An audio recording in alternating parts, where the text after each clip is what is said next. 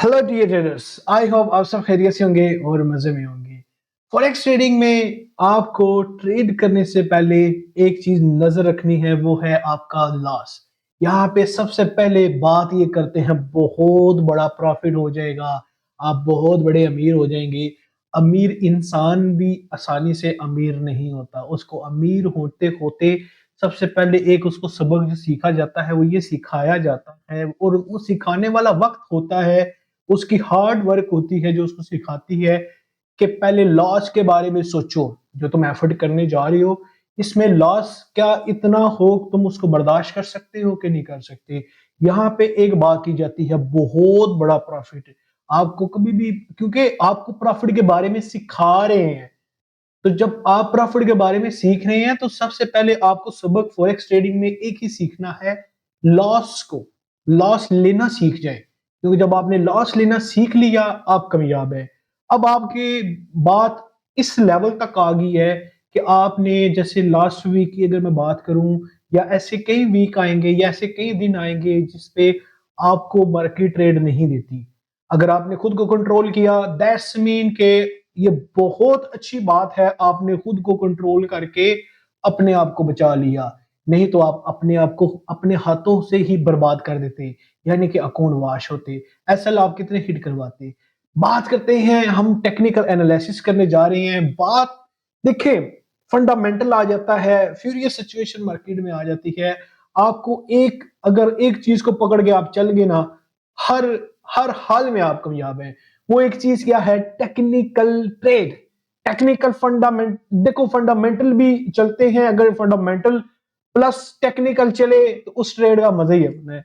आज हम चलते हैं वीकली एनालिसिस करने के लिए, जो कि जनवरी 8 से लेके 12 जनवरी 2024 तक हमारे ये टेक्निकल एनालिसिस होंगे। और इन एनालिसिस की अगर मैं बात करूं, तो जो मैंने लास्ट वीक में एक मैंने बात की थी कि हम इस वीक कोई ट्रेड नहीं करेंगे। देखिए, ट्रेड जो हमें स्विंग ट्रेड मिलनी थी वो तो चले नहीं हमने की। मार्केट ने स्विंग मूव भी दी है, लेकिन इसका मतलब ये नहीं होता कि जी स्विंग मूव आ गया है। अगर वो मूव हमें टेक्निकल देता, मैं मैं खुद भी ट्रेड करता और आपको भी करवाता। अब बात मैंने एक और भी पॉइंट की बात की थी कि जितना मार्केट नीचे जाएगी, मैं मार्केट को बाय करने की कोशिश करूंगा और अच्छे लेवल से उठाने की कोशिश करूंगा। अब बात हमारी आज आ जाती है इस पे। अच्छा, देखें, ये बड़ा ना अजीब सा ये चीज होती है कि ये मेरा व्हाट्सएप का नंबर है। ऑफिशियली आपको अनाउंस करने का मतलब ये है, किसी स्कैमर के हाथ में नहीं चढ़ना, ठीक है। ये डिस्क्रिप्शन में भी मेरा व्हाट्सएप का नंबर है। देखो, एक ही बात करूंगा, कोई पैसा आपसे मांग रहा है, डायरेक्ट मुझसे वेरीफाई कर लो कि सर आपने कोई इस तरह का प्रोजेक्ट चलाया है। मेरा सिर्फ इस वक्त जो एक ही प्रोजेक्ट चल रहा है, जो $2000 वाला था, जो कि डबल भी हो गया था, ठीक है, वही प्रोजेक्ट चल रहा है। वो दिसंबर से मैंने चलाया था, अभी जनवरी है। इसके अलावा कोई प्रोजेक्ट नहीं, ना कोई ऐसी चीज है कि आए मैं आपको अकाउंट, आपके फंड को एक वीक में डबल करके दूंगा।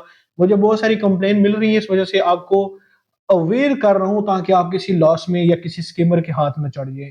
खैर, हम चलते हैं अपने फंडामेंटल को एक नजर दौड़ा लेते हैं, ताकि हमें कुछ चीजों का प्लान हो जाएगा कि अगर हम मार्केट में काम करने जा रहे हैं, क्या वो मार्केट हमारी फेवर में किस किस टाइम न्यूज के, जो न्यूज टाइम होगा तो हम उस पर अच्छी ट्रेड कर सकते हैं। अगर मैं दिखाऊं तो मंडे को हमारे पास कुछ भी नहीं है, एक ये एफओएमसी है जो कि मीडियम लो इम्पैक्ट है, ये मेरे काम का नहीं है। देखें, मंडे को, जैसे कि लास्ट मंडे की मैं बात करता हूँ, बल्कि वो चार्ट में मैं दिखाने की कोशिश करूंगा, मार्केट जो है ना वो रैली में नीचे आ रही है। तो रैली, दो चीजें ऐसी हैं, दो चीजें आप अपने पॉइंट पे रख ली। अगर मार्केट रेंज कर रही हो तो उसमें ट्रेड ना करें। अगर मार्केट रैली रैली रेंज, मतलब जो आसा सा रैली करते हुए आती है, वो टेक्निकल को फेल कर देती है। इस वजह से दो चीजों का ख्याल करना है कि आपने इन हालात में कोई ट्रेड नहीं करनी। इस हालात में ये करना है कि आप अपना सिस्टम बंद करें, अपनी फैमिली को टाइम दें, नहीं तो किसी भी इंजॉयमेंट के लिए किसी कैफे अच्छे से चले जाएं, खाना शाना खाएं, मार्केट कुछ छोड़ दें। अब हम आ जाते हैं ट्यूसडे को, जो 9 जनवरी की बात मैं करूंगा, तो मेरे पास 9 जनवरी को भी कुछ भी नहीं है जो हाई इम्पैक्ट मुझे कोई चीज दिखाए। अच्छा, वेनसडे को भी, ये तो बड़ा अजीब बात हुई। वेनसडे को भी हमारे पास रात के 11 बजे है, बॉन्ड एक्शन है। यार, कुछ तो मार्केट को देना चाहिए था कि आए हमारे साथ काम करें। खैर, थर्सडे को बहुत बहुत प्यारी न्यूज़ है। थर्सडे को मार्केट में फ्यूरियस मूव आएगी, डेफिनेटली आएगी। और ये मूव के लिए मैं तो भाई बैठा हूँ। हम इस मूव का इंतजार कर रहे होते हैं। और फ्राइडे को भी जी देख लेते हैं। फ्राइडे को मार्केट इस ये फ्राइडे को भी हाई इम्पैक्ट की न्यूज़ है, यानी कि हमें अच्छा प्रॉफिट अगर स्कैल्पिंग में निकालना है वो थर्सडे है। और वेडनेसडे को भी निकल आएगा, वेडनेसडे, थर्सडे, फ्राइडे, ये 3 दिन है हमारे पास। अच्छा, मार्केट की मैं यहाँ पे कंडीशन की मैं बात करने जा रहा हूँ कि सबसे पहले मैंने स्ट्रक्चर वही पहले खोल के रखा था कि आपको फौरी तौर पे चार्ट पे ये चीजें समझ आ जाएं। अगर आप वीडियो को स्किप करके देखते हैं तो मेरे दोस्त बहुत सारी ऐसे 1 सेकंड की भी ऐसी बात बात होगी जो आपके पॉइंट को हिट कर सकती है और आपको सीखने के लिए बड़ी चीजें मिल सकती हैं। आप फंडामेंटल की भी बात की, टेक्निकल भी बात की, ये वो बातें हैं जो आप अपने रियल मनी के ऊपर इम्पैक्ट करने जा रहे हैं। तो जब रियल मनी के साथ आपने इम्प्लीमेंटेशन करनी है तो फिर आपको सीखने के लिए कि कोई किसी चीज की गुंजाइश नहीं रखनी चाहिए। अब मैं यहाँ पे दिखाता हूँ मार्केट एक बुलिश जब मोमेंटम में था। तो देखिए मार्केट के चलने के तरीकेकार देखें, अब इसने बुलिश जाना था लेकिन दोबारा आया अपने इस सपोर्ट लेवल पे। इस सपोर्ट लेवल के बाद फिर मार्केट ने टच किया, फिर ऊपर निकल गई। अब मार्केट ने ठीक है यहाँ पे, अच्छा सबसे बुरी जो मूव थी ना, जो मैंने रेंज की बात की थी, सबसे बुरी जो है ना ये वाली रेंज थी इसकी। और ये रेंज मैं कभी भी नहीं बोल सकता। तो क्योंकि इस दिनों में मार्केट ने बड़ा ही थका के रखा था, लेकिन कोई नहीं, हम निकल आए इसमें। देखिए मार्केट की ना एक स्ट्रक्चर वाइज मार्केट चल रही है। लेकिन अब जैसे कि हमारे पास ये वाला एरिया खाली हो, इस एरिया को छोड़ें, अभी यहाँ पे हमने बात करनी है कि मार्केट हमारे पास क्या चलेगी और हम किस हिसाब से इसके साथ चल सकते हैं। जैसे कि मार्केट ने इस रैली यहाँ पे की। अब बात यह है कि जैसे कि इसने आके फिर अपने इस सपोर्ट लेवल को टच किया, फिर ऊपर निकल गई। यानी कि मार्केट को वो पंप चाहिए था जो उसको इस एरिया में नहीं मिल रहा था, जो कि इस एरिया से उससे एक, देखो ये वो चीज थी जैसे एक बॉल नीचे गिराएं, अपने वो जमीन पे टकरा के ज्यादा ऊपर प्रेशर में जाता है। तो यहां से जितनी प्रेशर में आया उतनी प्रेशर में ऊपर गया। तो अब बात करते हैं हमारे पास ये जो स्ट्रक्चर की मैं अभी बात कर रहा था ना, ये स्ट्रक्चर अगर मैं आपको H4 में दिखाऊं, आपको सारी चीजें समझ आ जाएंगी कि मार्केट ने हमारे साथ जो आगे काम करने के लिए जा रही है वो यही कर रही है। जैसे कि या अपने इस जोन से निकला, दोबारा आया, फिर इसी तरह रैली रेंज किया, फिर निकल गया ऊपर। तो अच्छा, आते जाते फिर ही वो आके हमारे पास उसने वही जोन पे हमें रिटेस्ट किया जो जो इसका बहुत बड़ा ओबी था। ठीक है, ऑर्डर ब्लॉक पड़ा हुआ था, जो उसने ये काम कर दिया। अब बात यह है कि ये एक बहुत तगड़ी मूव आई। अगर आपने मेरे टेलीग्राम को भी ज्वाइन किया हुआ है तो वहां पे मैंने पोस्ट कर दिया था कि ये जो है ना वार की वजह से ये पुश कर रही है मार्केट। तो डेफिनेटली ये मार्केट जो है बहुत ज्यादा इम्पैक्ट दिखाती है, स्पेशली गोल्ड में। कि वार हो तो गोल्ड, ऐसा हो नहीं सकता कि किसी यूरोप कंट्री में वार चल रही हो और मार्केट आराम से बैठी हुई हो। ये गोल्ड का दावा होता है भागने का। लेकिन इस भागने के साथ देख लें कि बड़ी एहतियात करनी पड़ती है। एहतियात ये थी कि इस विक को देख लें, जितनी ऊपर गई उसी तरह वापस भी आई। यहाँ से जितना ऊपर जहाँ से जितना नीचे आया और विक दे के दोबारा ऊपर आया। अब बात करते हैं हम H4 को देखते हुए कि मार्केट ने जैसे कि हमें कैंडल बॉडी क्लोजिंग दी है, ये स्टिल उसी जगह पे आ गया है जहां पे इसने ये रेंज करना शुरू किया था। इसका रेंज एरिया हमारे पास ये आ जाता है, जिसको हमने स्टडी किया था, जिसकी वजह से हमने वेट किया था कि मार्केट में हम क्या बेस्ट मजीद कर सकते हैं। अगर मैं बात करूं कि मार्केट में ज्यादा बैरिश मुझे मार्केट नजर नहीं आ रही। ये कंफर्म बात है कि मार्केट में टेक्निकल कोई उठा के देख लें। अभी मैं आपको बाकी कैंडल्स भी दिखाता हूं जो आपको बैरिश का साइन दिखा रही है, मतलब कर रही है कि बैरिश जाना है। लेकिन मुझे बैरिश टेक्निकल मार्केट नजर नहीं आ रही। अगर ये नीचे गया, इसने एक बहुत बड़ा तगड़ा सबूत दे दिया, इसने अपना ओबी उठा के निकल के ऊपर आ गया। क्योंकि ये वो ओबी इसने उठाया है, वही याद रखना। मैं कह रहा हूं कि मुझे प्रेशर सेलिंग का नहीं नजर आ रहा। आपको छोटे टाइम फ्रेम में दिखाने की कोशिश करूंगा, आपको समझ आ जाएगी कि हमने इस पॉइंट को क्यों हाईलाइट किया कि मार्केट ने ऊपर ही जाना है। ठीक है, लेकिन अगर मार्केट ने बेरिश का साइन नहीं दिया ना, तो अभी तक मार्केट ने दिल्ली में इसने साइन बुलिश का नहीं दिया। लेकिन बेरिश की साइन जो ऊपर से नीचे आया वो गिरते हुए उसको रोकने की कोशिश की है। बल्कि मैं आपको दिखाने की कोशिश करता हूँ, डेली में दिखाता हूँ। डेली में देखें, इसने सिर्फ और सिर्फ अपनी कैंडल बॉडी को सिर्फ इसने रोका। यहाँ पे देख सकते हैं कि इसने जब बेरिश हुआ, बेरिश होने के बाद मार्केट ने रोका इसको। लेकिन ये अब आप बात करेंगे कि अगर मार्केट ने अगर बेरिश मोमेंटम को रोका तो फिर इसने ये विक क्यों दी? मैं इसका अभी आपको जवाब दे देता हूँ छोटे टाइम फ्रेम में जाके। लेकिन बात क्या कि अगर ये नीचे की तरफ ना आता ना तो इसकी ये कैंडल बॉडी जो है ना इस एरिया में क्लोज होती, जो कि एक बड़ा अच्छा मॉर्निंग डोजी स्टार पैटर्न था। क्योंकि मार्केट में वो मूव जो होती है ना वो पी जाती है न्यूज अक्सर। अगर ये न्यूज ना पीती तो मेरे पास ये कंफर्म थी ये चीज कि कैंडल यहाँ पे क्लोज होनी थी। अब बात कर लेते हैं छोटे टाइम फ्रेम की। मैं बात करता हूँ, उसको भी आपको दिखाने की कोशिश करता हूँ। एक मेरे साथ बहुत बुरा कोइंसिडेंस हुआ, बहुत बुरा हुआ, मैं वो भी दिखाता हूँ कि इस फ्यूरियस सिचुएशन में ऐसे हालात भी हो जाते हैं। मैंने ब्रोकर से क्लेम किया, होपफुली मुझे इसका कोई ना कोई सोल्यूशन मिल जाएगा। देखिए, मैंने एक बाई की बल्कि 2 बाई की ट्रेड्स ली थी और दोनों बाई की ट्रेड मेरी इस एरिया से थी और इस एरिया से बाई की ट्रेड यहाँ तक आई।